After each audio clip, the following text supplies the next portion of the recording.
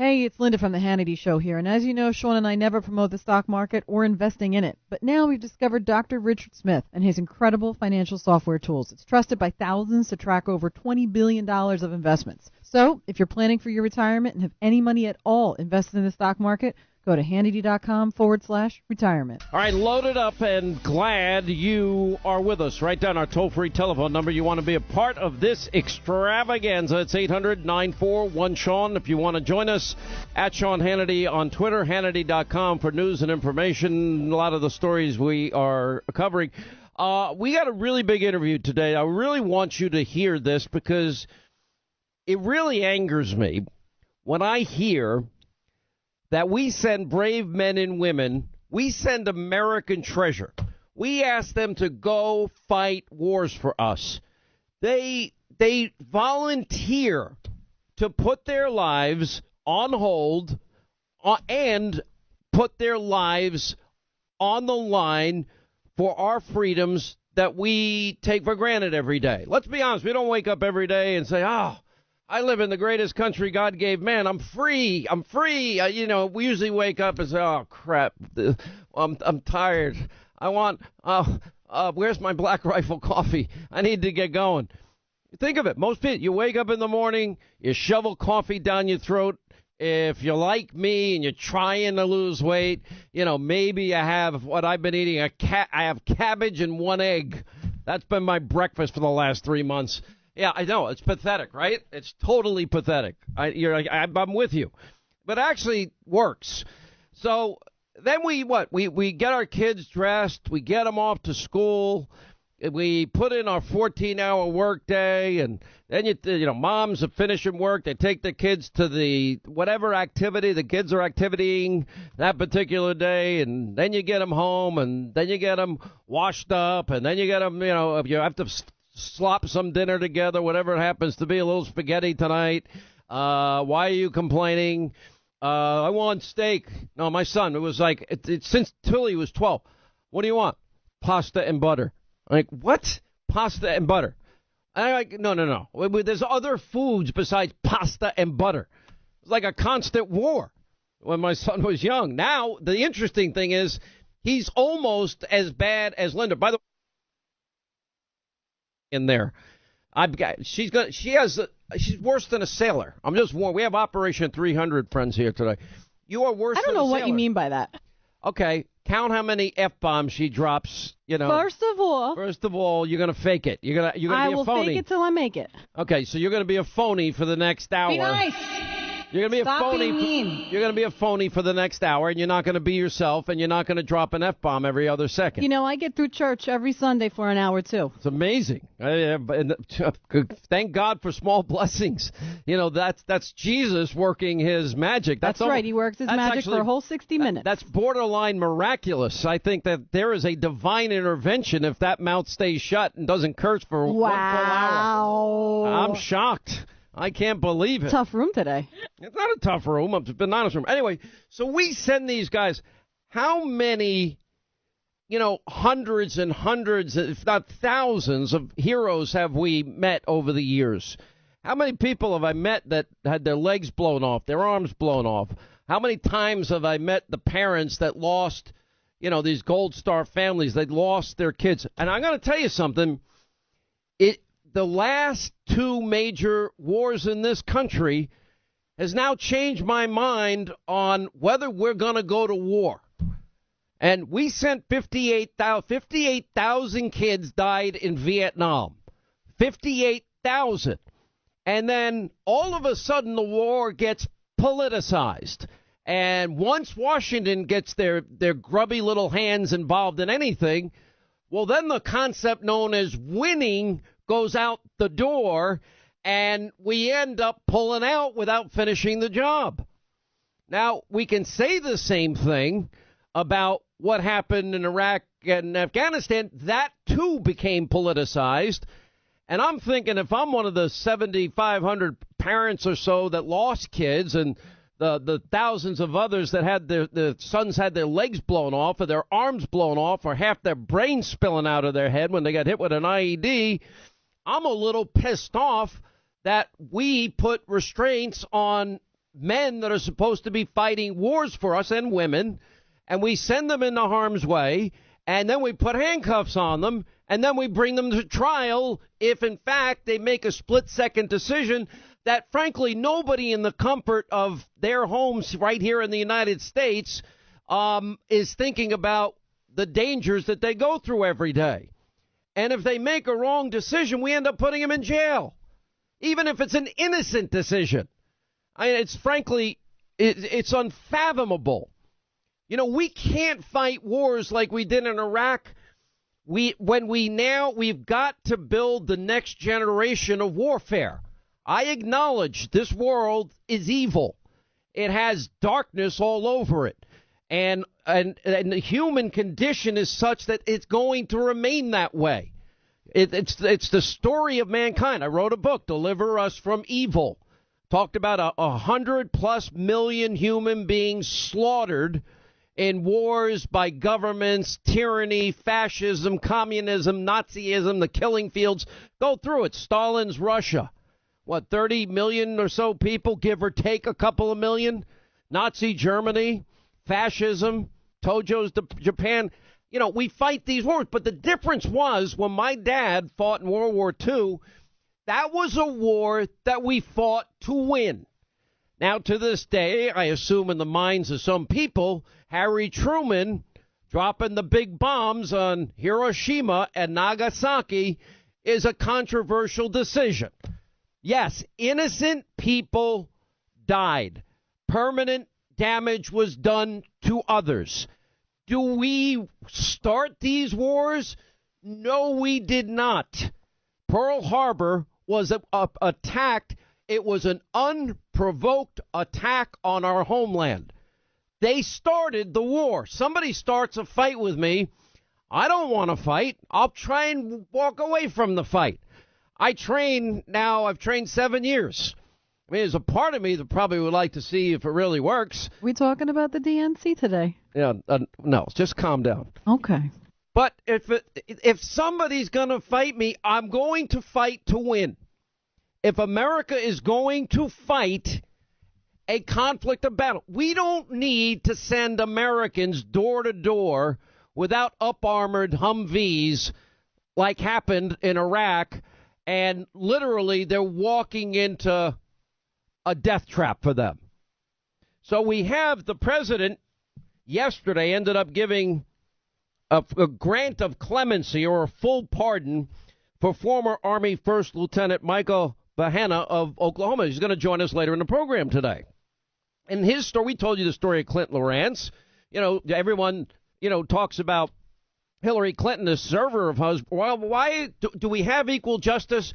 Because there was a kid named Christian Saucier who was put in jail for a year because he had 6 pictures on his cell phone that he never shared with anybody of the submarine that he was so proud to work in. You're not allowed to have those pictures. Now, the submarine's 40 years old. It's not like the enemy doesn't have the pictures, because we've got the worst IT defenses in the entire world because we're really stupid sometimes as a country. And apparently it's pretty easy to hack into everything that is known as U.S. government computer property. And why we don't solve that problem is another big, I don't know why. We're pretty dumb if we don't. And in this day and age, you've got to know that all of our secrets are now vulnerable if these people can hack into it. But let me not digress too much here. Now, in this case, Christian Saucier also got pardoned by the president. He had spent a year in jail. Well, this guy that we're going to interview later, former Army First Lieutenant Michael Bahana, I mean, his story is fascinating. He actually spent 5 years at Leavenworth, and he was given a 15-year sentence. Now, 15 years. Get this. For unpremeditated murder. He was sent to Leavenworth. Now, they did let him out. It all started in 2008. He was a young commander, a 17-man platoon. I mean, this kid was born and trained his whole life. He wanted to be in the military. He had an ROTC scholarship. He went to airborne school, became an infantry officer, joined the famed 101st Airborne Division after obtaining his Ranger tab. And anyway, so he's the commander of a small 17-man platoon, and he and his men were struck in front of him with an IED, a massive one, killed 4 people, 2 of which were his own soldiers, severely injuring many others in his platoon. And after the attack, well, he started reading the intelligence reports, and they found a connection to that IED attack to an al-Qaeda operative. Yeah, they killed 3,000 Americans on 9/11/2001. Anyway, the al-Qaeda operative's name was Ali Mansour. An Army intelligence report specifically cited Mansour as someone who transports explosives for the terror group. And anyway, so Michael does his job. He does his research. He finds a local sheikh to locate Mansour, takes him into custody. And Mansour was ordered released by the Army, and Michael's company commander told him to transport him home. While transporting home, Michael was determined. He wanted to know, what do you know about this al-Qaeda cell? He wants to protect his soldiers. That's his job as a leader. If I'm leading a platoon and I think this guy's got answers, I'm going to get the answers. That's my job, to protect them. Everyone here that works for me, I take a big responsibility, especially with Linda, on my shoulders. Because if I'm stupid and blow up my career, they're all out of a job. And Ethan's got a new baby on the way, which he's not going to end up naming. You watch. He thinks he is, but he's not.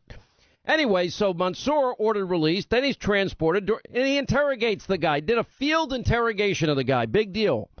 Then the Mansour guy tries to take, in this case, First Lieutenant Michael Bahana's gun. And so he had to kill the guy. Now he had an interpreter with him, he had an eyewitness with him, and then we find out, you can't make this stuff up. It just sounds like the Mueller report. You have, just like Andrew Weissman. But how do they have a court-martial hearing. The prosecutors, they didn't hand over. They didn't tell the defense lawyers that they had exculpatory evidence in the form of a forensic expert that the prosecution hired that actually sided with Michael's version of events. And then the prosecutor sent home the forensics expert that would have exonerated Army First Lieutenant Michael Bahana. You can't make this up. They sent him home. Now, he spent 5 years in Leavenworth, and he was eligible for parole in 2014, and he got out. But yesterday, the president gave him a full pardon. If we're going to send you to war, I don't want to second-guess you. If we're trusting you and putting guns in your hands and putting the lives of other Americans in your hands as a leader, we can't sit in the safety and comfort of the greatest country God gave man that they're protecting and second-guess what they're possibly going through over there.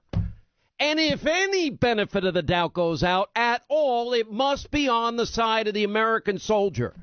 That's it. Case closed. Because and I know, if Mansour had an opportunity, he'd cut his throat off and leave it in a ditch. Because that's what al-Qaeda does. That's what this enemy does. That's what this evil does. You can't send kids to war and put handcuffs on them. And we ought to get a list of every single person from the Iraq-Afghanistan conflict that was found guilty, and we need to review every single case.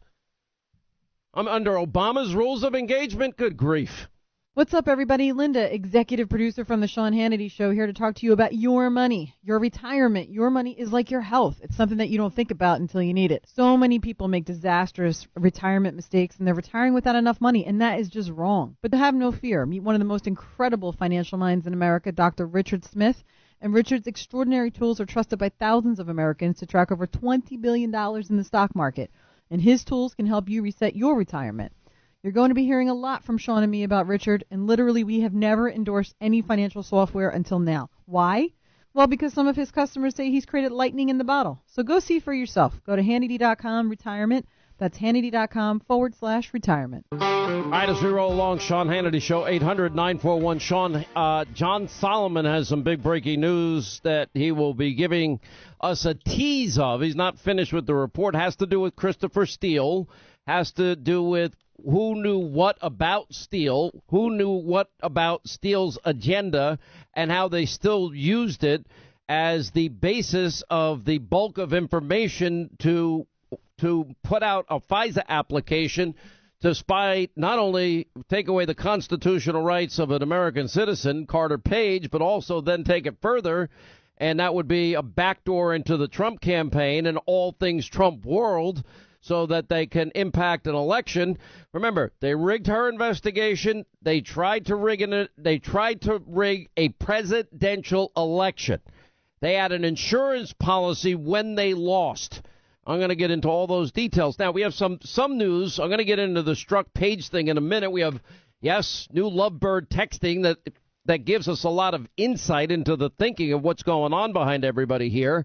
Clapper is now trying to point fingers at the FBI, which is interesting. He's the top intel official. He had jurisdiction over all the surveillance activities conducted by the FBI, CIA, NSA, and other agencies, which means this further confirms that, yeah, Clapper lied and Brennan lied. But anyway, he's now saying that in fact, well, it does meet the dictionary definition of spying. You know, now we have not only our intelligence people empowering Stefan Halper to talk to Papadopoulos, Carter Page, Sam Clovis, but now we got the hot blonde bombshell in her 30s that's flirting with Papadopoulos, suggestively offering a quid pro quo. Trade information, and I'm yours.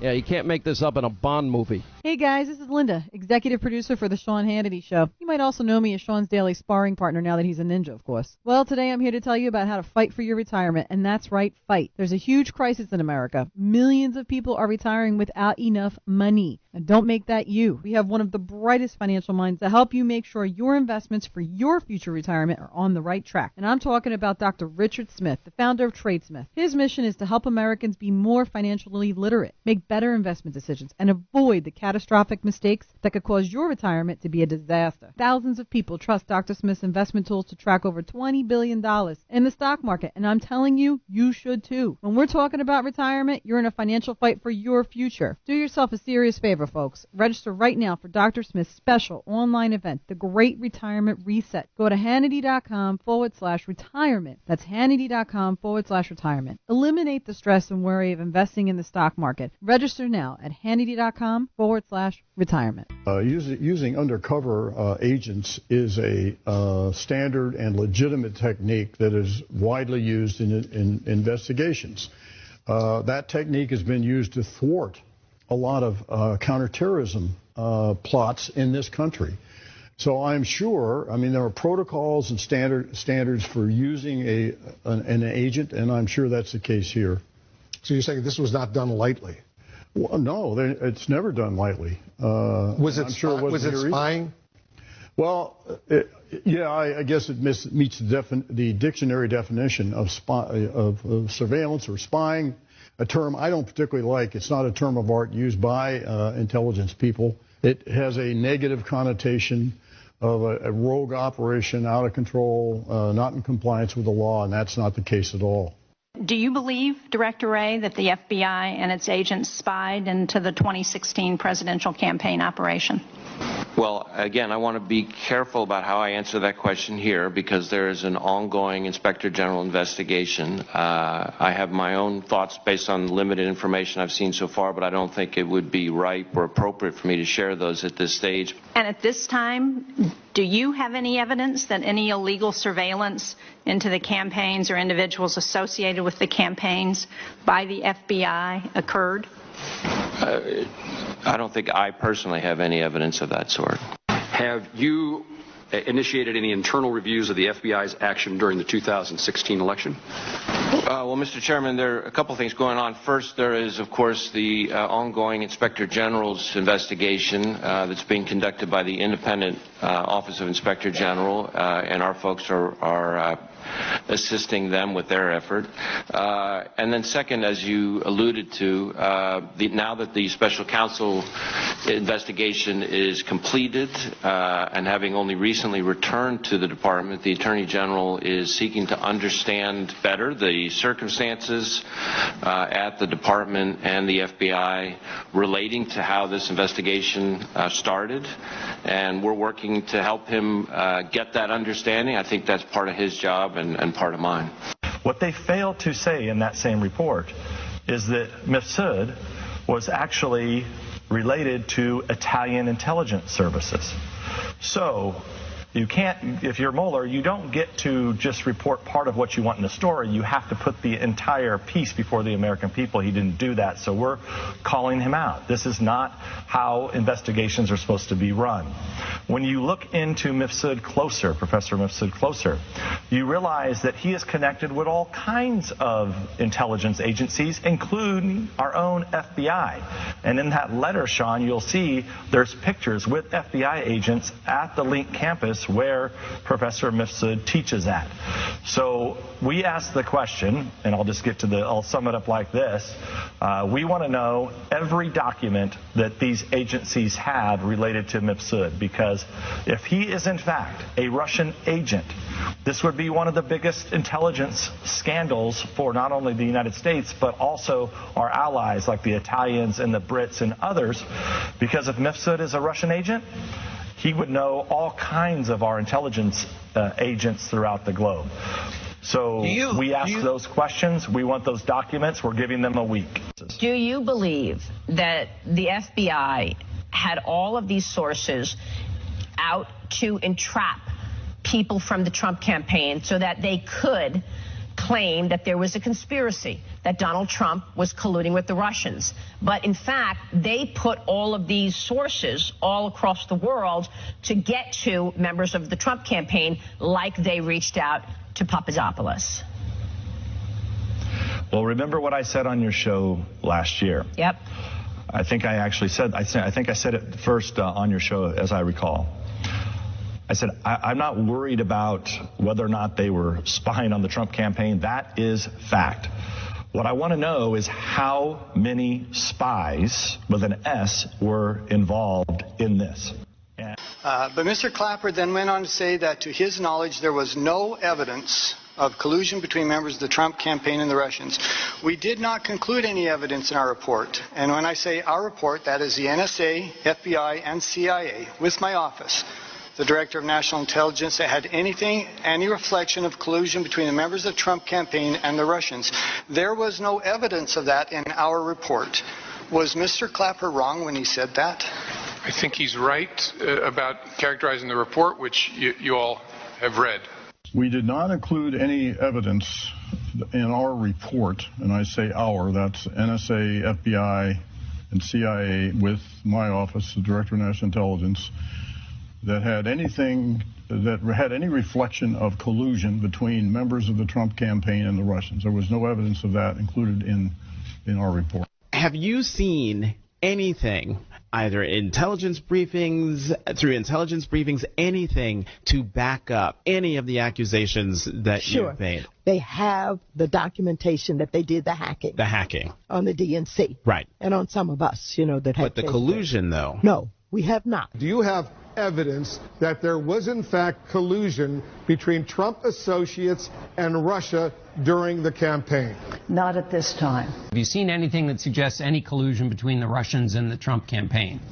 Well, there's an awful lot of smoke there, let's put it that way. People that might have said they were involved, to what extent they were involved, to what extent the president might have known about these people or whatever. There's nothing there from that standpoint that we have seen directly linking our president to any of that. Did evidence exist of collusion, coordination, conspiracy between the Trump campaign and Russian state actors at the time you learned of 2016 efforts? I don't know whether or not such collusion, that's your term, such collusion. We can go on forever, which is the point. It is a dead story. Mueller is done. Collusion, Russia, Trump campaign, Russia, collusion is dead. It's fascinating to me that we have evidence of real collusion with Ukraine.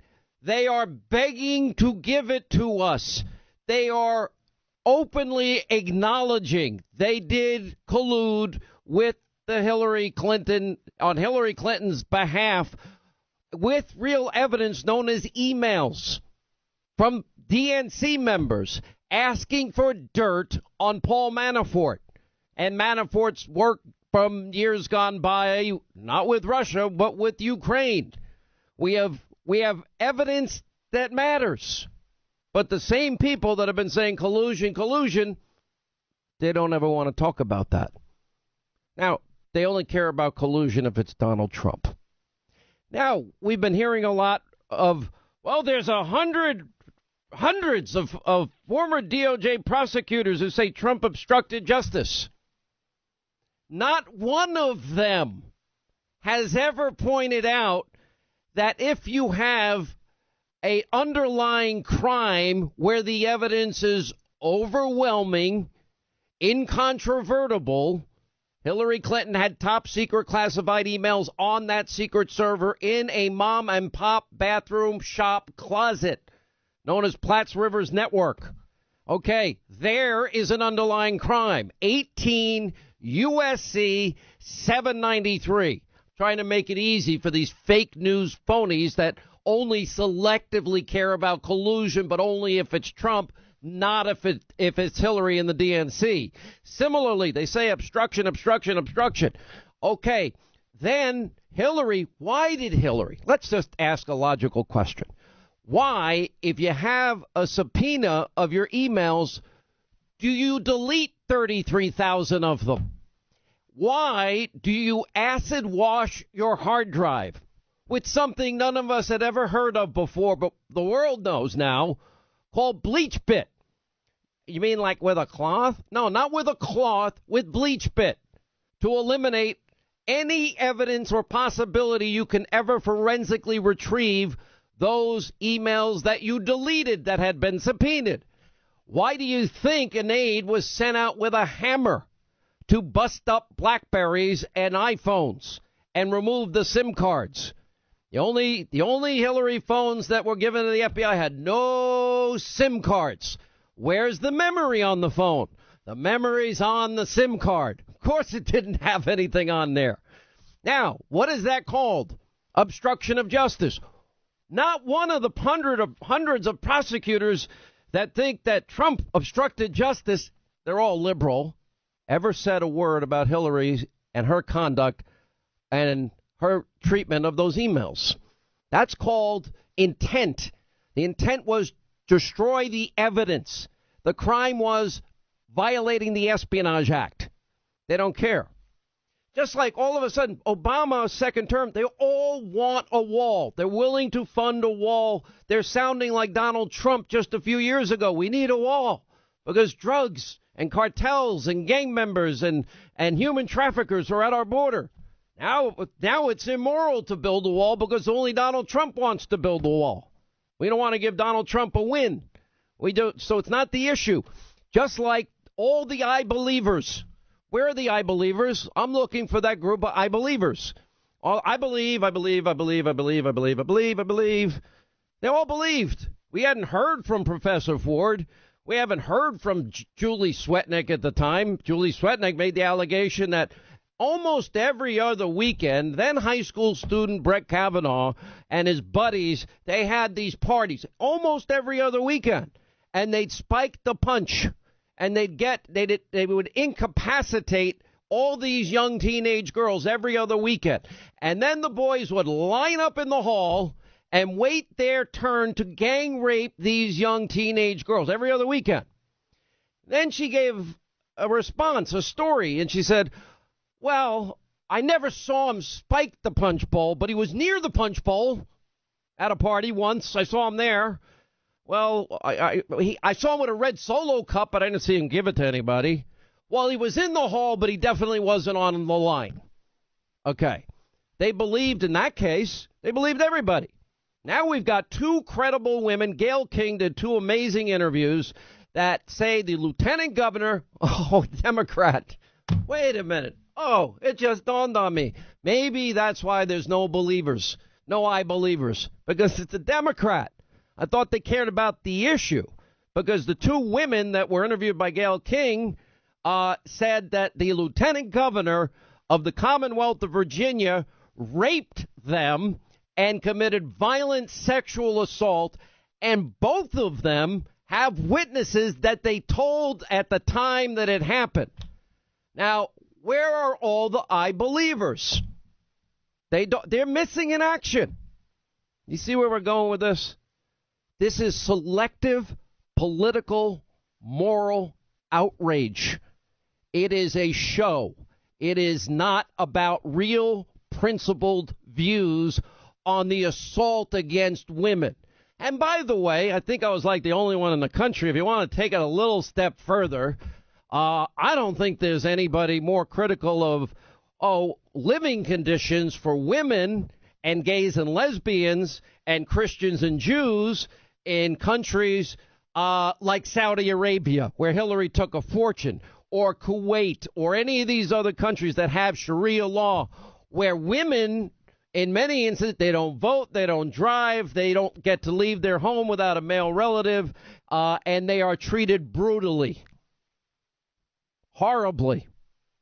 And gays and lesbians are thrown off roofs or stoned to death for being who they are. And then we've got, you can't build a temple, trust me, in many of these countries. You can't build a Christian house of worship. If you do, you're dead. It's just not going to work that way there. No freedom of any. Would you take money from those countries? I don't. I wouldn't take a penny. One of the best things about Trump making this country energy independent, on top of we now can bring Russia to its knees. Bring the hostile regime of Russia, the hostile actor Putin. We all agree it's true. You want to get to Putin? Outproduce him with oil and gas. That is the backbone of his economy. We will drive Russia financially right into the ground. But then the new Green Deal, of course, would stop oil and gas production and take away the combustion engine. And, if you want to go to Europe, no airplane, so you're going to have to take a little sailboat. If it's not a windy day, good luck. Might take longer than you think. And I don't know how you're going to get to Australia, Asia, or anywhere else. I could see Linda in a sailboat. All right, I'm leaving. It was bad enough she left 39 hours before we did to go to Vietnam and arrived 1 hour before we did because she was too stubborn to take my plan and not take the plan that took you on 42 airplanes that you had to transfer on. Every time you transfer a plane, maybe you saved $10, but you lost it back in terms of your life. I'm never going to live that down. No, you never are. That was the dumbest single decision. No, boss. The problem was that it happens to be both ways. Boss, I know how to do this. Let me do it my way. Hey, I carried all the gear. That was your problem. I'm aware it was my problem. Thank you. Yeah, exactly. Director Wray, that the FBI and its agents spied into the 2016 presidential campaign operation?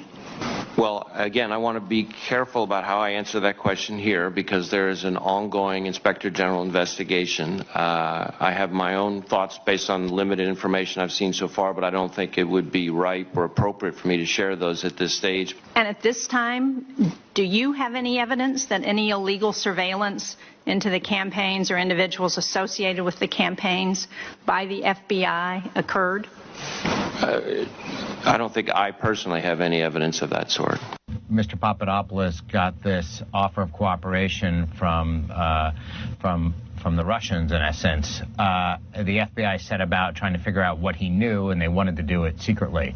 So they arranged a meeting in London with an informant, a professor named Stefan Halper, and a woman named Azra Turk, who was a government investigator that the FBI had sent to London to work with the informant. And is it clear why the decision was made by the FBI to send this particular investigator to London? This person would play the role of Stefan Halper's research assistant, and I thought the FBI believes she would make a good fit. I think part of the rationale was also to have an American investigator there who could provide some oversight and make sure this operation stayed on the rails. But at this moment, nobody's provided any evidence that the FBI actually committed wrongdoing. They were simply being aggressive when it came to what they say is a lawfully predicated investigation, though an extraordinary one. All right, hour 2, Sean Hannity Show. Write down our toll-free number. It's 800-941-SEAN. You want to be a part of the program. That is Adam Goldman. He was the New York Times reporter that talked about there is real spying, was real spying on the Trump campaign, as we now get more of the details as it relates to the setup of Papadopoulos. You have this young, 30, flirtatious, blonde bombshell now added to the mix. Her name is Azra Turk. We now know an FBI agent. And he goes on to say that the article on spying shows what the FBI was doing was lawful, not nefarious. I don't necessarily agree with that conclusion at all. And the other questions surrounding how many people were spied on, how many spies were involved. And as George Papadopoulos said on this program, he does not believe that this was the FBI at all. He says that was the one thing that the New York Times, he believes, got wrong in a big way. And he says he meets this woman. She reached out to him, and all of a sudden she's making it known that she's available and being very flirtatious if he would just give a little bit of information, which he didn't even have. Anyway, John Solomon is on this and much more today. We have some other breaking news as it relates to the deep state. Even though Mueller is over, well, now Part 2, Act 2, begins. James Clapper even acknowledging what the FBI did meets the dictionary definition of spying. Finally, Mitch McConnell says what we've been saying, case is closed on the Trump-Russia investigation. The FBI director calls Barr's FISA abuse investigation appropriate, but on the other hand, doesn't see much of anything done wrong by the FBI. It's sort of like hear no evil, see no evil, whatever. John Solomon is going to be breaking, I believe, a big story tonight on Hannity. Do you want to give us a heads up of that before we get into this? Sure, yeah. So, Sean, we're going to have a new revelation of just how much the United States government knew about Christopher Steele's political motivations and a specific political deadline he had called the election to get this information out. There are new documents that are surfacing, documents that were kept from Congress for much of the last 3 years, that we'll be breaking tonight, and it will give us some brand new insight into who knew that Christopher Steele was really politically motivated, who was he telling, and what was his deadline and his actual mission from his client. What was his client's mission? It turns out it wasn't to be a good FBI informer. It had a lot more to do with election dirty tricks, and these documents will be dispositive. They'll also be pretty shocking that for 3 years they've flown under our radar, and even places like the House Intelligence Committee were not allowed to see the documents that I'm about to air tonight. So hopefully it'll be an important story. It'll further cement that the FBI was misleading the FISA court about its knowledges. The thing that nobody's really seemingly understanding in the media mob is that it's been self-evident what happened here from day one, that this plan to exonerate Hillary without even a real investigation, because she was the favored candidate, that is illegal, and the people involved in that were obstructing real justice themselves by doing as much. Then, of course, we have all this talk about Mueller testifying. I'm like, okay, Mueller testified. When did you know there was no collusion? John Dowd says you knew a year ago, that you told him a year ago that there was no effort, no collusion by the Trump campaign. I'd like to know how, your mandate was so broad you can get into taxi medallions, loan applications, FARA violations, and taxes, but you can't get into the dirty Russian dossier that even the New York Times is suggesting is Russian disinformation that was paid for to influence the 2016 campaign. How did you avoid that topic altogether? Yeah. So I think that may be a really important question, Sean. It could be that Mueller determined very quickly that the dossier was was bad information, or that the government as a whole had already concluded that, which would mean the origins of the Mueller investigation were tainted, right? It meant that he was investigating something the government had already concluded was a false allegation. I think if he does testify on May 15th, the Republicans will be able to draw out a large part of their story about what they've always feared about the dossier, about when the Russia collusion angle was completely debunked or set aside as fiction. And I think that the Dems may have more to lose in this testimony than they're appreciating right now. Well, I mean, let's get to the bottom line here. Explain the avalanche of information. And first, do you agree with me, because everything I'm saying is predicated on Barr's testimony last week, that he's finished with the Mueller report? It's over. He's not going to change his mind. So anything we hear from this point forward is basically noise about the Mueller report. Do you agree with that? It is. It's just a sideshow to distract us from Act Two, as I've said on your show at night, Sean. I think this is a stage show. And in the old days, when they had summer theater, when they would change the set, they didn't want people to pay attention on stage. They'd send a minstrel and a mime out to entertain the crowd and keep you distracted. What's going on with all of this stuff in Congress and Mueller and Barr is really a sideshow, because on the main stage, we are transitioning from Russia collusion, which turned out to be a fiction billed as a nonfiction story. And we're now moving to this thing called accountability and the FISA abuses and the FBI's conduct of spying on a political campaign. That is going to be the story that everyone will be paying attention to this summer and fall.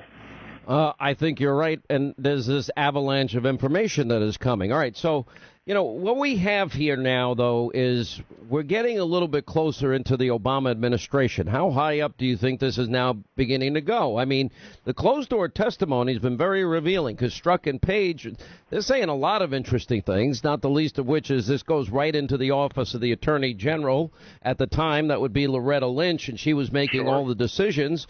They're also confirming that after the 9-month investigation by the FBI before the appointment of Mueller, there was no there, and they didn't have any evidence of so-called Trump-Russia collusion, which backs up the Mueller report.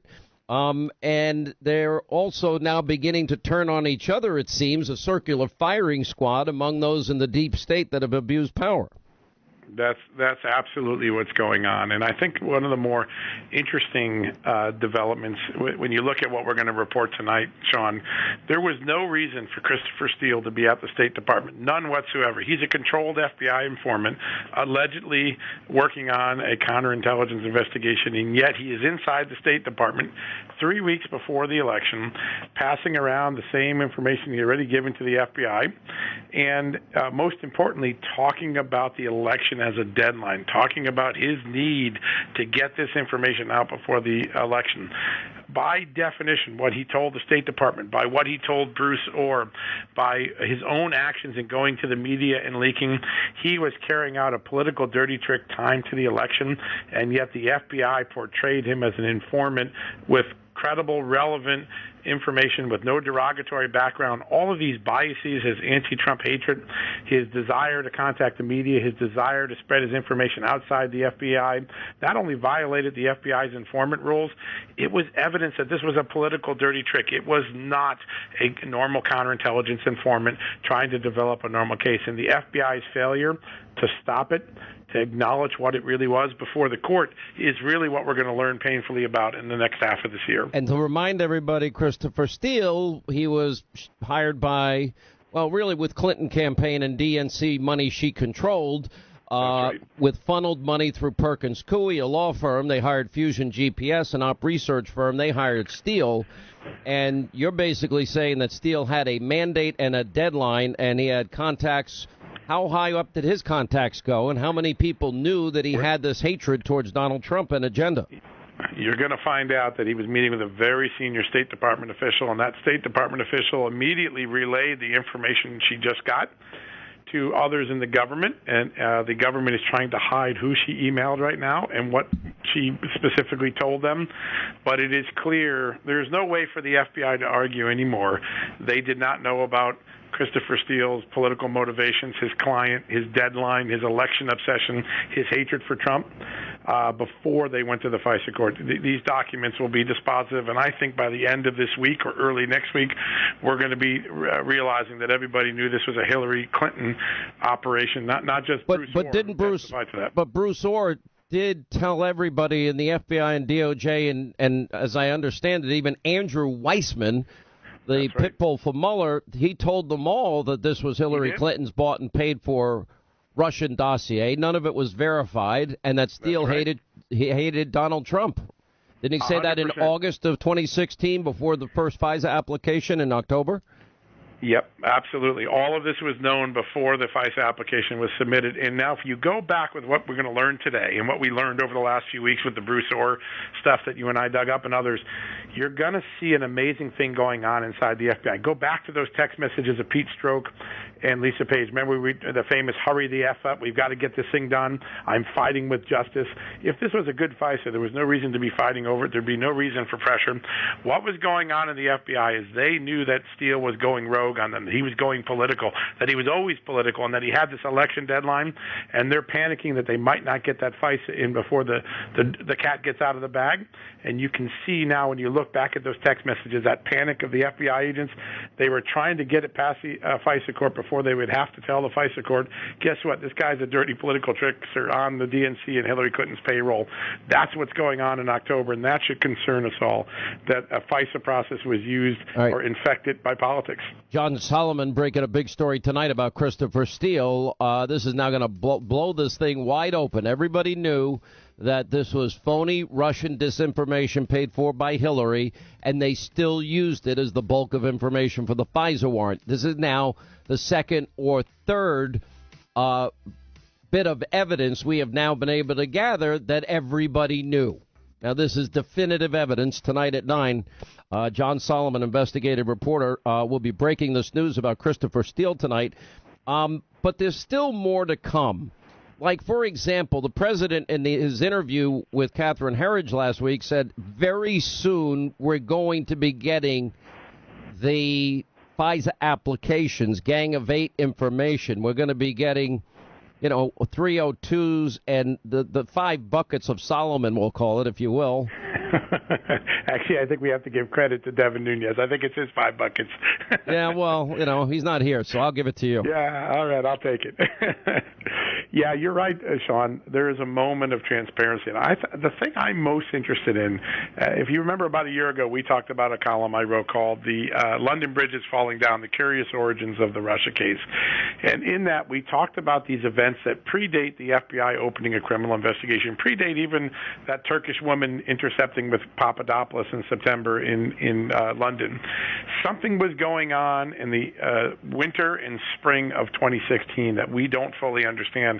It looks to be a more sophisticated operation, maybe letting a breadcrumb trail for the FBI to ultimately open up an investigation. Who was involved in that? Was that Fusion GPS? Was it George Soros? Was it the CIA? Those are the questions that the documents the president can declassify may answer for us, and I'm hoping to look back at that period. I think January to July is far more significant to this ruse that it was played in 2016 than what we've previously known, and I think getting answers to who did what and what was set in motion may explain how we ended up where we did on Election Day and afterwards. All right, John Solomon, we'll see you with this new news tonight. We'll break it on Hannity, 9 Eastern, Fox News Channel, as the media still obsesses over something that is now officially dead. It won't stop them. They can't help themselves. All right, 800-941-SEAN if you want to be a part of the program. All right, when we come back, an American hero pardoned by the president. He'll tell his story first right here. I'm not about to be as a male tell a woman what to do with her body. She has the right to make that decision herself, to rape her incest. Some kids are unwanted, so you kill them now, kill them later. You bring them in the world unwanted, unloved, then you send them to the electric chair. So you kill them now, kill them later. The economy added more than 250,000 jobs, better than economists expected. Unemployment is at its lowest level in almost 50 years. Wages grew faster than prices did. Do you give President Trump the credit? I give our workers and our businesses the credit, Jake. When you're out there across the country, you see people working harder and harder every day, and this has meant that our businesses are strong and we're selling American goods. That being said, a lot of people aren't sharing in this prosperity because of the cost of college, the cost of health care, the fact that the president had promised that he would bring down the prices of their prescription drugs, and that just hasn't happened. Unemployment is the lowest it's been since I was 9 months old. You're really not going to give President Trump any credit for that in terms of his tax cuts or deregulation or anything he's done? You know what I'm thinking about? I'm thinking about when we were in that downturn and President Obama came into office and he had to deal with that with the Congress to try to, one, right the financial industry and then, two, get us on the road to recovery. And I remember that the Republicans were giving him grief when he took any credit for that. So I think that we have had policies in place, starting with President Obama, that have aided that recovery. Are you concerned that impeachment talk may actually help the president's reelection? I'm concerned that if we don't impeach this president, he will get reelected. If we don't impeach him, he will say he has been vindicated. You have said that you think that the House Judiciary Committee should open impeachment proceedings. I think they should begin the process. I do think they should begin the process. Of course she thinks they should begin the process. And the only one speaking the truth in all that was Al Green. You got this Alabama Democratic state representative, going after Donald Trump Jr., using the R word, which I guess now you're not allowed to use it, and then saying he's the best defense for having an abortion. It doesn't get, but Al Green's saying something that's true. Well, we better impeach him because otherwise he's going to get reelected. An acknowledgement that, yeah, he's going to get reelected. But this is all part of the media madness in this country. I think, as I said yesterday, it's worse than it was on election night 2016 and the mass psychosis that then followed. And the hatred and the rage is, they all thought Mueller, which is now officially dead. There's no more Mueller talk that is of any significance or meaning whatsoever. All it is now is noise. And Gerald Nadler trying to put on a show and moving towards some type of contempt effort against the Attorney General because he wants to change a rule that's been established for 206 years. They're afraid to, I guess, interview Barr by themselves. They want their lawyers to do it. Well, that has not happened in the 206-year history of the House Judiciary Committee, of which he is now the chairman. Not once. So Barr is saying, well, I'm glad. Of course, Congress has the right to oversight, but oversight by the people that were elected that are accountable to their constituents, not strangers because we're too weak to do the job. It doesn't work that way. Unelected, unaccountable bureaucrats, to cover for you? 800-941-SEAN, toll-free telephone number. We're joined by Kayleigh McEnany, National Press Secretary for Trump 2020, and Jeff Lord. He has a new book coming out called The Swamp Wars, Donald Trump and the New American Populism and the Old versus the Old Order. Well, that's not, I think a lot of the hatred of Trump, Jeff, and welcome back both of you, is it's all rooted in the fact that he's not them. He's never going to be them. If he cured cancer, gave every American $5 million, co-opted even the new Green Deal agenda, dropped another $150 billion on the tarmacs of the mullahs in Iran, they'd still hate him. Yeah, they would, Sean. And, I think one of the things that really drives this is that he could have been one of them had he chosen to be so.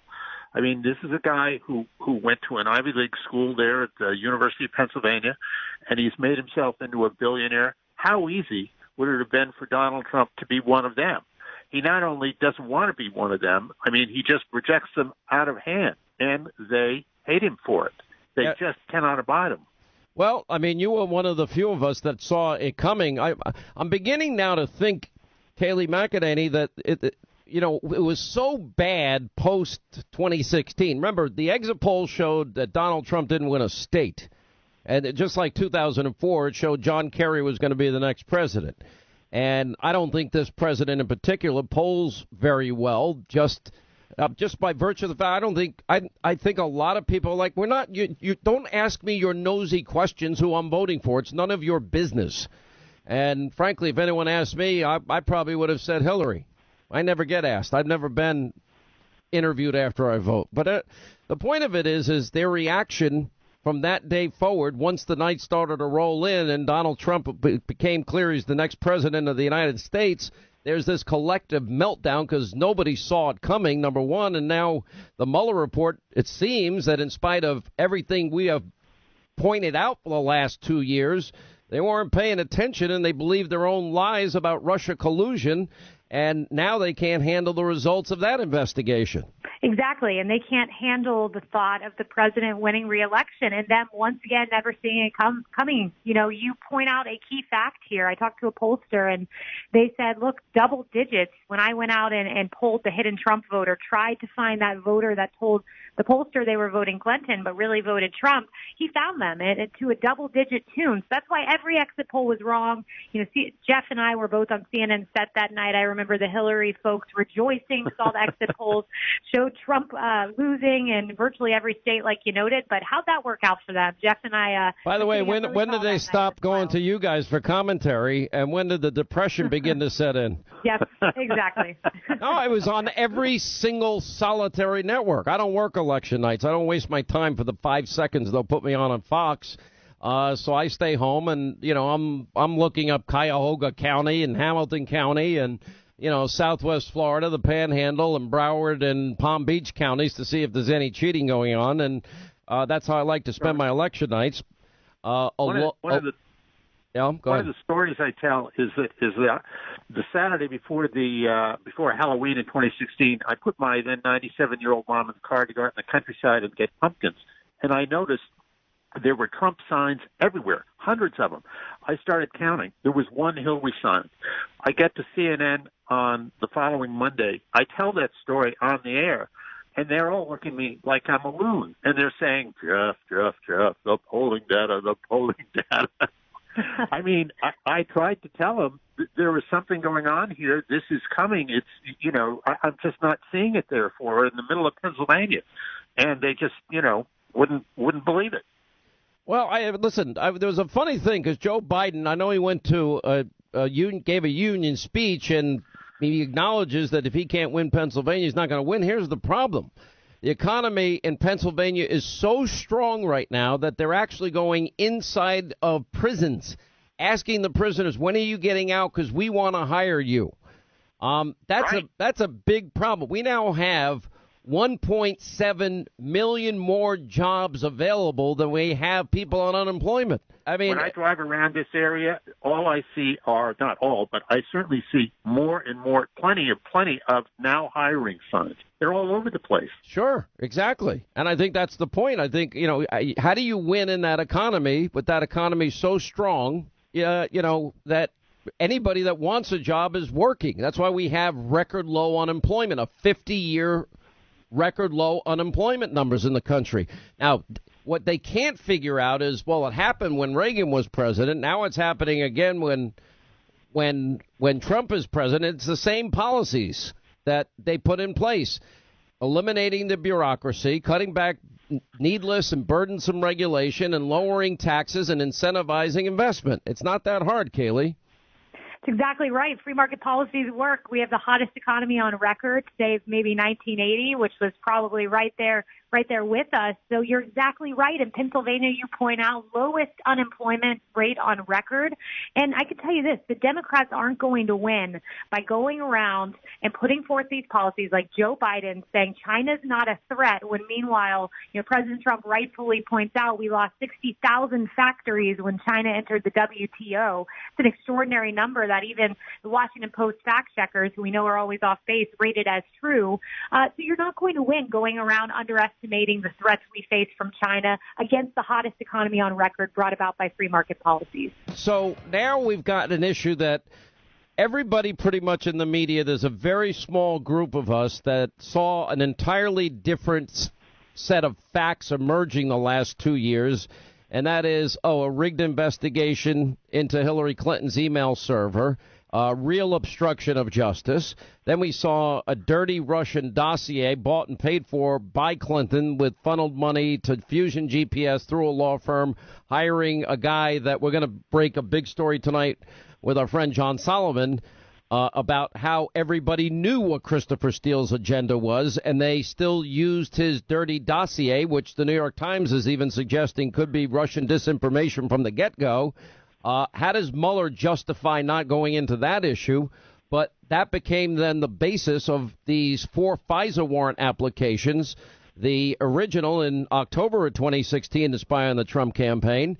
Now we've got Stefan Halper spying on the Trump campaign. And now we've got the added component of some, a hot spy coming on to George Papadopoulos, flirting with him in an attempt. How many spies were there? How many attempts to spy on the Trump campaign were there? And who ordered it?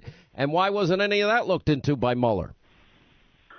I mean, that's absolutely right. And Sean, the thing that I think is so notable here is all these people that you have had on your show for the last 2 years have very patiently and relentlessly spent time unraveling the facts. Meanwhile, the mainstream media has gone out of its way to ignore the facts and bet the ranch on some collusion fantasy that just simply never happened. I mean, it is the most massive piece of journalism malpractice that I think we've ever seen in American history. That is a big story in and of itself right there. Oh, I think it is, too. And it's, do they care about the truth? No. Now, has anybody in the media apologized? No. They just doubled down on stupid.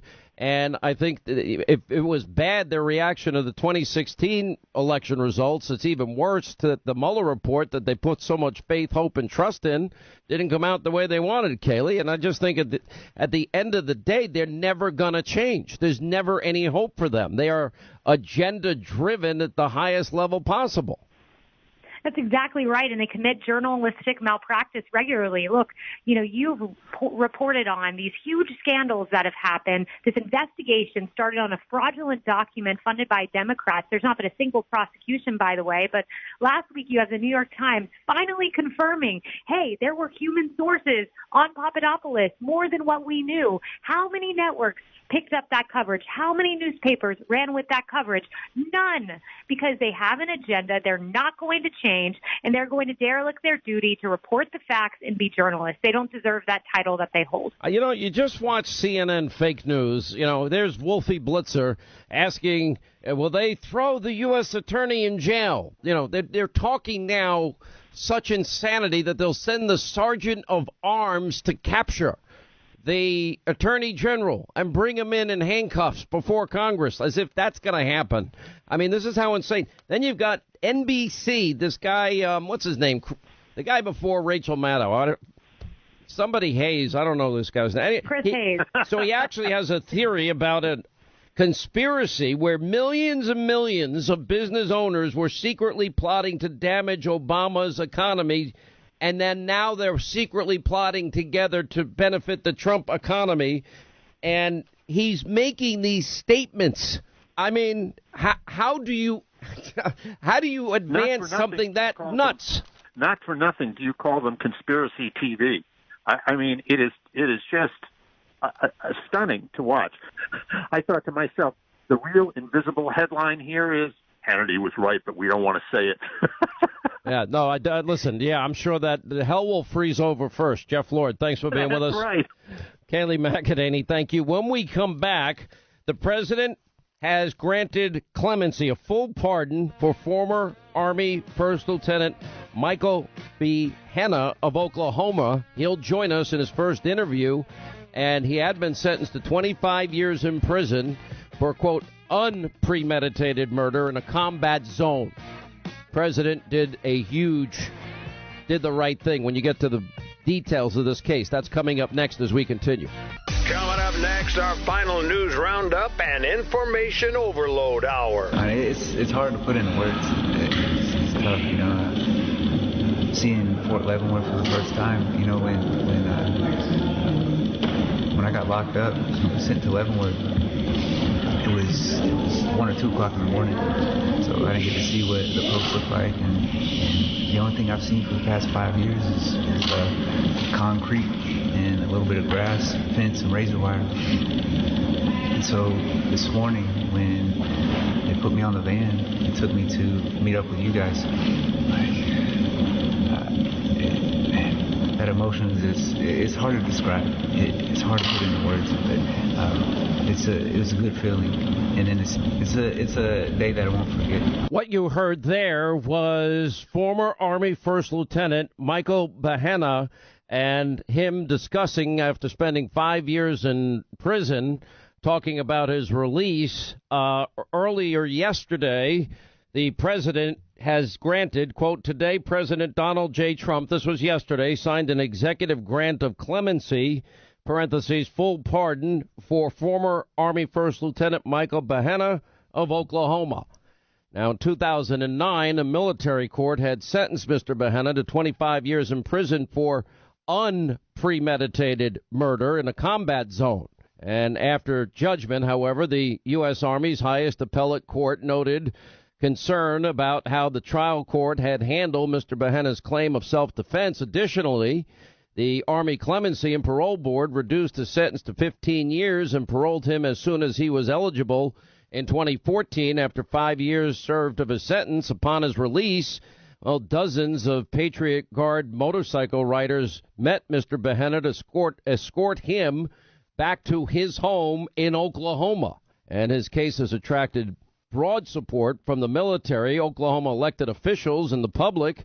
You have 37 generals, admirals, along with the former Inspector General of the Department of Defense, signing a brief in support of Mr. Bahena's self-defense claim. Numerous members of the Oklahoma congressional delegation, Oklahoma's then governor, Mary Fallin at the time, current Oklahoma Attorney General Mike Hunter also expressed support.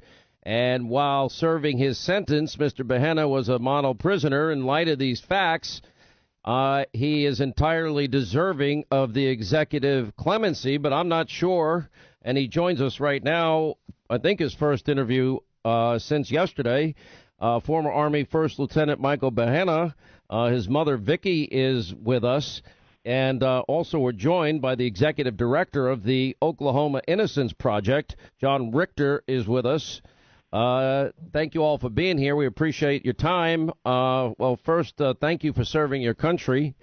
I get very troubled, Lieutenant, when I hear that we're second-guessing brave men in battlefield conditions having to make split-second decisions, and then you're getting second-guessed. And I certainly did not like the rules of engagement under the last administration of Barack Obama. Absolutely. And what I tell people is don't judge somebody, especially in a combat zone, if you've never been there. You have no idea what it's like. And so there are people out there that are going to judge, and that's unfortunate. What did it feel like yesterday when the president, I understand, called you personally to deliver the news that you would be pardoned? I tell you what. It was totally unexpected. I was talking on the phone with my dad, and I get a call on the other line, and I didn't recognize the number. I just figured it was a solicitor trying to call, and so I didn't answer it. Well, they left a message after I got off the phone with my dad. I listened to the message, and the woman said, "Lieutenant Bahena, this is Molly from President Trump's office. He would like to talk to you, and if you would, please give a call back when you get a chance." That might be a message you save for a few years, right? Well, I still have it in my phone, and I plan on hanging on to it. I think I might hang on to that, maybe make a recording of it. Let's go back to what happened here. This is April 2008. You were a young commander, right? You had a 17-man platoon, as I understand it? Yeah, 18-man platoon. Okay, and you guys were struck, your men were struck by a massive IED. You lost 2 of your soldiers, is that true? And others were severely injured? Well, there were 4 people killed that day. 2 of them were my soldiers, yes, and several wounded. And after the attack, you were reading the intelligence reports, which you drew a connection, which is your job, between the IED and an al-Qaeda operative named Ali Mansour. Is that true? That's true, yes. And then an Army intelligence report specifically cited Mansour as someone who transports explosives to kill Americans for the terror group, correct? Absolutely, yes. Okay, so now take us from that moment. while you were transporting, you actually were able to get this guy, correct? You took him into custody. Yes. All right. Now you're taking him home, and bring us into the interrogation of this guy and what happened in that interrogation room. So the interrogation was done on my behalf because he was released. And I know some people are going to say, well, why was he released? He was released because at the time you had to have 2 intelligence reports on a detainee in order to keep that detainee for further questioning and possible further detention. Well, the Army had said they only had 1 report, which there were more. But there's other things that were in play in order for Mansour to get released. Anyway, so I end up wanting to question him, of course, to get more intel out of him, because information and intel is what runs counterinsurgency, which is what we were fighting at the time. And so fast forward to me taking Mansour out to the culvert to question him. I told him I wanted some specific information, which was I wanted to know the others that were in play. In other words, you wanted to learn what other people were involved in this Al-Qaeda cell, right, that were killing American soldiers, so you could protect your fellow soldiers from future attacks, like what you witnessed when you lost 4 guys in a day, 2 from your particular platoon. Right. Yeah, and so I'm trying to get this information out of him, and of course he's a seasoned Al-Qaeda terrorist, and of course he doesn't just answer questions anytime you ask him. So there are techniques that are used in order to get information out of people like that. But you weren't torturing him. You weren't waterboarding the guy. I don't think waterboarding is torture anyway. But you did not. You're just using basic interrogation techniques, correct? Well, basic basic for over there. One of which was pointing a weapon at Mansour and trying to get the information out of him, because he would say, "I don't know" to every question I asked him. Mm-hmm. He kept saying, I don't know. So, in order for those techniques to be effective, you have to make it feel like, the guy he's in danger. He's gonna die. And I was telling him that. And he finally says to my interpreter that something that I didn't recognize. I spoke a little bit of Arabic, but not enough to understand what he said. And so Mansour said to my interpreter something I didn't recognize. I turned to my interpreter to get the translation, and Mansour throws a piece of concrete at me, which hits right beside my head. And as I turn to look towards Mansour, he's standing up, reaching out with his hands towards me and my weapon. And why was he not cuffed? He was cuffed. He was cuffed, and we had cut the flex cuffs off him, along with his clothes, which was another a technique that unfortunately, is used over there. It's a technique that's used to humiliate, the guy you're questioning. So, all right. So let me get to. So he reaches for your gun, and you're now, your life is in jeopardy. You have to make a split-second decision, and you kill the guy. Yes. Okay. I don't think any American that's not in that situation has a right to judge your decision-making. And you had witnesses, that an interpreter at least, that can testify to your account of what happened, correct? Yes. Okay, so your story is confirmed. It should be case closed here. And then we find out later that the court-martial, that prosecutors didn't notify your defense attorneys, that a forensic expert for the prosecution sided with your version of events surrounding the shooting. They held back that exculpatory information? That's correct, yes. And can I just this is Vicki, if I can just put a fine point on that. The case during the court-martial, the government never introduced the forensic evidence. The forensic evidence, which was consistent with... Well, that's called withholding exculpatory evidence. That's evidence that would have freed your son. That's right. And they sent that expert home so that he couldn't testify and didn't testify. But the forensic evidence supported Michael's version of what happened during the interrogation.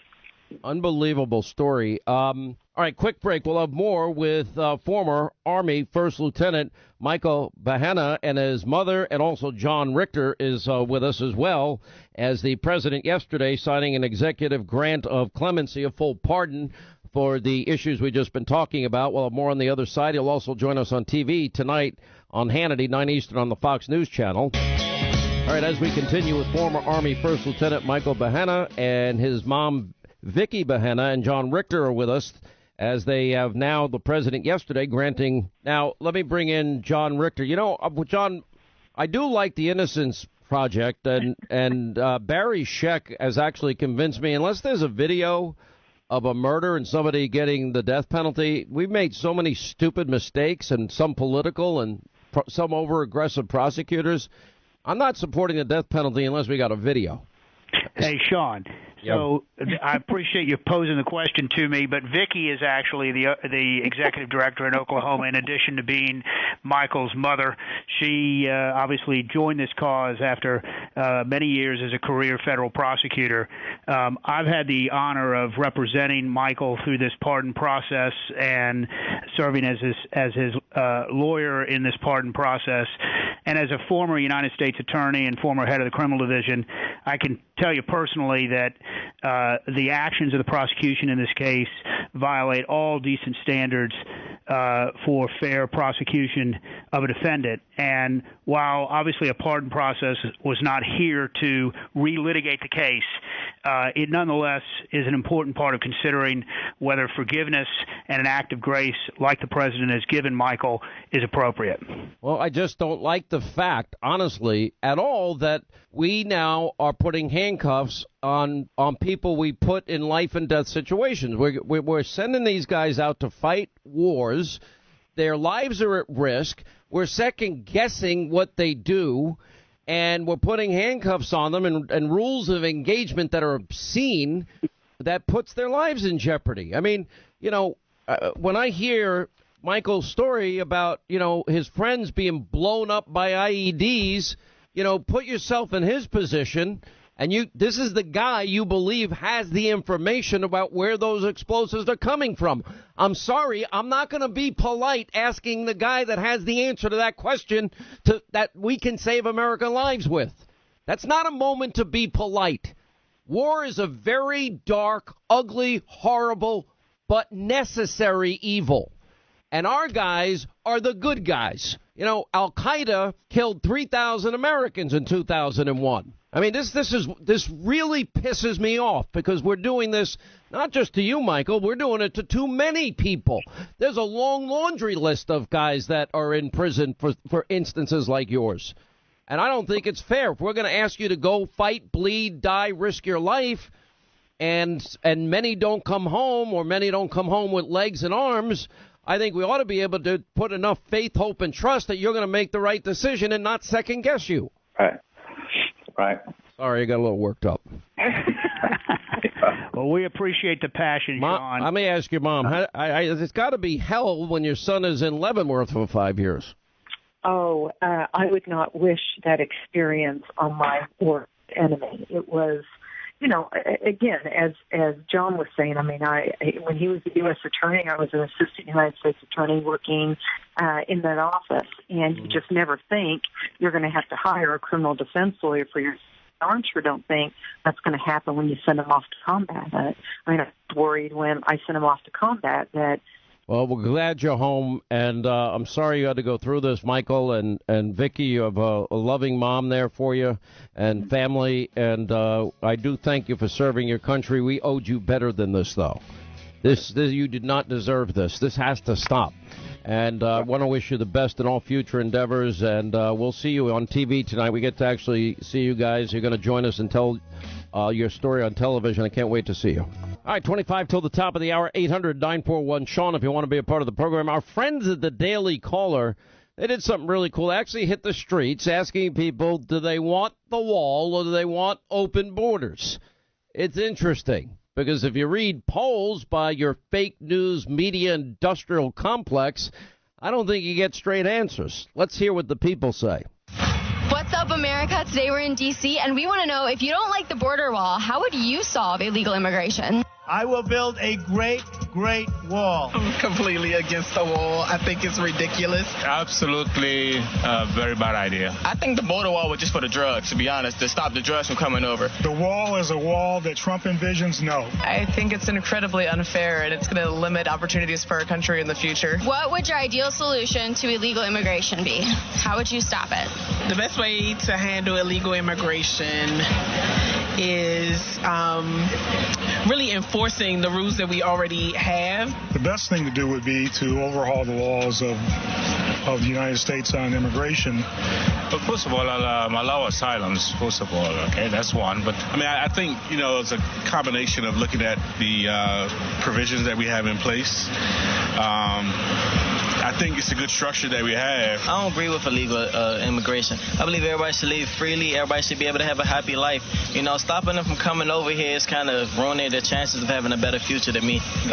To actually start better vetting people that are trying to come into the United States. To be honest, in my behalf, it's not harming me at all, to be honest. I say it's a free country, so everybody should be welcome. We all share the same blood. A system where people can come in and over a period of time, if they stay clean, then they're able to automatically assume residence. Like an assimilation period? Yeah, obviously just doing the work a little bit better. Definitely, I did hear you say vetting, so obviously we want to do that. Is there any limit that you would feel comfortable putting on immigration or no? I don't think so. I think people should be able to move between countries as they please. I think it's best for the economy and for the people in them. I'm hesitant to put a limit on it. I believe that we should have restrictions, but ones that make sense for what this country was built on. So you guys are totally in favor of open borders, like no restriction to immigration at all? Yeah. So do you think there's a limit on how many people that a country can sustain? Yes, there should be a limit. You can't just let everybody come over. There should be a limit. I don't know what exactly the restrictions should say, but definitely not. It just seems like the tone of the ones that are being put out there now seem to be a little counterproductive to what America stands for. I want it to be overpopulated now, because then there's not enough jobs, not enough homes for people to live. That means that creates more problems, such as homeless, maybe violence, but who knows? So if you have a limit, though, you have to have a way to enforce that, right? So how would you guys enforce the limit? I don't have an answer for that right now, to be honest with you. That's a good question right there that I can't answer. So I would hate to put a limit on it, because we need people to work. But are you in favor of open border policies at all, or no? No, not open border. Every country has a right to regulate the number of people and who comes in. So you have to have that kind of interviewing process, and you have to have that kind of control and background check and so forth. Open borders, absolutely no way. How do you feel about open borders policies? I think they're a great opportunity. If we handle them the right way, it ensures that our country stays very diverse. No, we can't have people overrunning our borders. That's clearly wrong. If whoever says that, I would say we've got to take their citizenship away, but no, we can't say that. We can't say that. Programs that we have through the government to support people who might be like on welfare, for example. Do you think there's a limit for who can have access to those programs? I don't think there should be. That's not why they were created. They're supposed to be around to help people and get them on their feet. So maybe just put more policy development into the programs themselves. I don't know. But don't forget, this is a manufactured crisis. How do we know? Because the Democrats and the media, they all say the same thing. Manufactured crisis. And, of course, walls are immoral. Only when it's Donald Trump that wants to put them up, not when Barack Obama wants to put them up. The big scam of the whole address was that there's a crisis. There's not a crisis. Folks, the president has manufactured one heck of a political crisis for himself. Donald Trump is manufacturing a national security crisis. You will hear them say is that this is a manufactured crisis. It's not a national security crisis. It remains a Seinfeld shutdown, all about nothing. What happens when there is a real crisis, when there is a real real emergency? Does he take to the airwaves? Do we give him the airwaves? Do we believe him? Some question if there is a crisis at all, as the president has claimed. There is not a crisis at the border. It's a manufactured crisis for the president to get a political win. Crisis can have, as we see now, a very elastic definition. He's determined to convince you there is a crisis at the border, even though an intelligence official tells CNN, quote, no one is saying this is a crisis except them. President Trump must stop holding the American people hostage, must stop manufacturing a crisis. This president just used the backdrop of the Oval Office to manufacture a crisis. This is a manufactured crisis. No crisis exists, and anyone making the argument is most likely guilty of fear-mongering and willfully misleading the American people. Locals will tell him on the border, even conservatives, is that there isn't a national security crisis. The notion that we have a crisis there, security crisis, is absolute nonsense. All right, let's hit our busy telephones. I mean, you can't make this stuff up. It's like they're one. You know, like two become one. It's sort of like the act of marriage where two become one. Why are you laughing? Oh, I love talking about the act of marriage. Let's talk about it. We'll talk about that. No, because they think alike. They can't even. They're so intertwined here. This is the Washington, D.C. swamp that nobody knows. All these congressmen, senators, their staff, all the people that work in the Department of Education, the Commerce Department, the State Department, the Defense, they're all friends.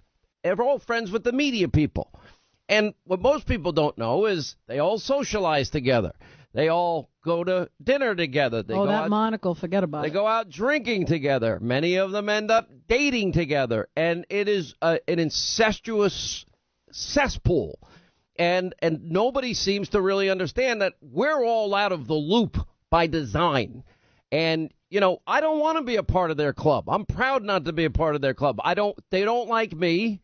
I think, as a matter of fact, they not liking me is probably an understatement. You know why? Because you're an investigative journalist. Correct. By choice. And you've had to do the hard work. Well, I have to do their job. You have to do their job. Somebody's got to do it. Somebody's got to do it. And you know what? You got to go out on that branch, the furthest branch, on the biggest tree, over the biggest cliff, over the water. Are you You're over hanging the water? on. Say water. It's like a piece of floss. It's a nightmare. So she is mocking me because I am not mocking you. You absolutely are, because that is my line where I say, look, I don't care if First of all, I elaborated. Can I finish? Actually think mine is better, but you know. Okay, so when we vet Obama and Frank Marshall Davis and Alinsky and Acorn and community organizing. To Stephanopoulos. Okay, and give questions to Stephanopoulos because he didn't do his job. He's like, I don't know who Ayers and Dorn are. Oh, let me write that down. That's very interesting. I said, you want more questions? I got a lot more. You had an Alec Baldwin moment. Yeah, exactly. That's interesting. It's very interesting. Very interesting. Very interesting. Can we talk about something fun for a minute? Call me. No. Why want to talk about something fun? Because then I go out on a limb. Just one thing. Go out on a limb. And it's true, just like with investigating, 99.9%. Every newsroom in the country got it wrong. And the dopey talk show hosts, the one that was right on Richard Jewell, the guy that was right on what would happen in Florida, the guy that saw what happened in Baltimore and Ferguson and Cambridge Police and UVA and soon Duke the Covington kids. The Covington kids and Smollett case. Yeah, we're the ones that don't rush to judgment. We get it right. They all rush. I can't wait. Lynn Wood, who now represents Nicholas Sand, he's filed 3. Oh, there's going to be hundreds of lawsuits. Thing of beauty. It reads like a beautiful play. And the latest lawsuit against NBC for $275 million. The first one was against the Washington Post, $250, fake news CNN, $275 million, and then and he does all the math. This company makes X numbers of dollar profit. This is just a small percentage. And of let's not forget, Sean, these are grown. What are we forgetting? These are grown men and women on networks threatening a teenager, saying, "I wish I could beat him up. I wish I could punch him. I wish I could kick his ass." Well, they're about to get their asses kicked, and they're going to get verbally punched in the head, and they're going to open up their checkbook. Yes, they are. And Lynn Wood, they're going to be begging Lynn Wood to not go to court, to settle out of court, and they're going to be writing massive sums of money. Now, you know who's going to be really rich in this? Nicholas Sandman. He's going to be a rich kid. And he wasn't trying. He did the right thing. Amazingly, when you get to the truth, they never picked up a phone. They didn't talk to a single person. And then when the truth came out, they still doubled down on stupid and kept reporting fake news. They would rather That's how much they hate Trump. rather double down on the lie and defend one another than actually say, I'm sorry. I'm sorry. I messed up. Mea culpa. Moving on. Now can I tell my nice story? What? Today we had a surprise baby shower for Ethan and Annie in the studio. Yeah, you know how I know that happened? Because you were late and you missed it. No, because I paid for it. You paid for the pizza. Paid for the party. You paid for the pizza. And the party stuff. Kylie decorated. Katie went and got the cake. And who paid for the decorations? Me. And who paid for the cake? These are the finer details, you know? You know, you just sit there like... Who's the brand new father? Are you going to take credit for that, too? I'm not the father. Oh, man, that got really weird. Oh, man. That got really weird. What kind of party is this? Sounds like Maury Povich. You are not the father. You certainly are not. You know, and by the way, you know when Maury Povich does that, right? He's like... They build this tension up. There's two guys sitting there and the girl, and neither one can be the father, and they're just sitting there. You are We're gonna not the father. Break. Yeah, exactly. and then when the girl's upset that the person that she thought was the father isn't the father, you know, and all on TV. Oh, we'll help you find the father. We'll bring you back 10 times if needed to find the father. And they're just using people. Can we move off of this? I mean, I am the father. He is the father. Did you go? And it's a little baby boy. You know the name yet? We were thinking Sean. Okay. Or Hannity. What's the real? People have named. There are kids named Hannity. There are indeed. We have a few names, but we haven't settled on one yet. So. Well, where are you leaning? In other words, what do you? I'll tell you what the kid's name is going to be. What's your first choice? They April Fool's their family, and they told the kid. They said they were going to name the kid Ludwig. Oh, jeez. Ludwig. I was like, oh, Beethoven's first name. So we here in the studio we call his baby Wiggy.